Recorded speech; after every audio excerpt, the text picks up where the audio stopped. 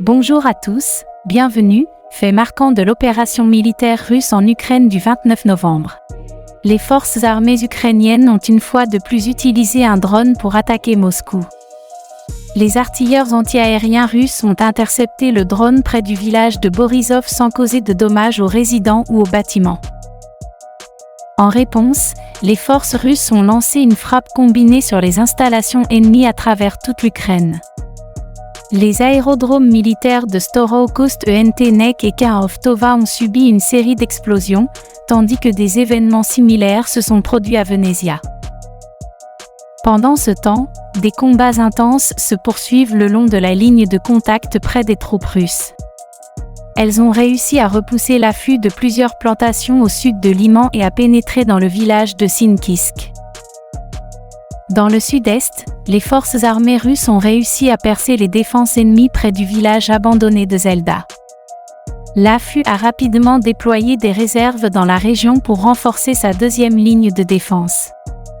En outre, près de la frontière criminelle, les troupes russes ont occupé un bastion ennemi à l'est de Turnay. Malgré une contre-attaque infructueuse de l'affût, cette dernière a subi des pertes en hommes et en équipement. Dans la direction de Soledar, les forces armées russes maintiennent la pression sur les positions ennemies au nord de Buchmut. Les unités d'assaut russes ont étendu. Dans la direction de Soledar, les forces armées russes maintiennent la pression sur les positions ennemies au nord de Buchmut. Les unités d'assaut russes ont étendu leur zone de contrôle au sud du réservoir de Burkivski ces derniers jours. De plus, les forces armées russes ont repris le contrôle du village de Krom au nord-ouest de Bakhmut, consolidant ainsi leur emprise sur cette localité et préparant le terrain pour une offensive ultérieure en direction de Chassis-VR.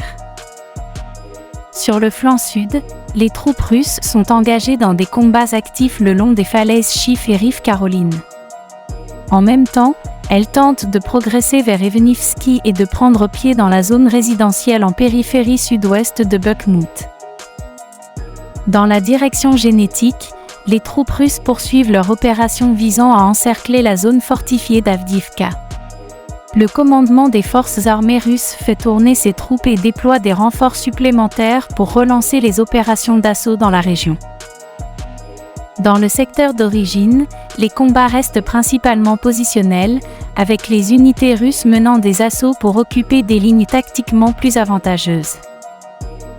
Dans la direction de Kherson, les marines ukrainiens maintiennent le contrôle de la partie centrale de Kranky et mènent des raids vers le sud. Les forces armées russes pilonnent quelques positions à Ali, détruisant presque entièrement le village, mais n'ont pas encore réussi à éliminer la position ennemie.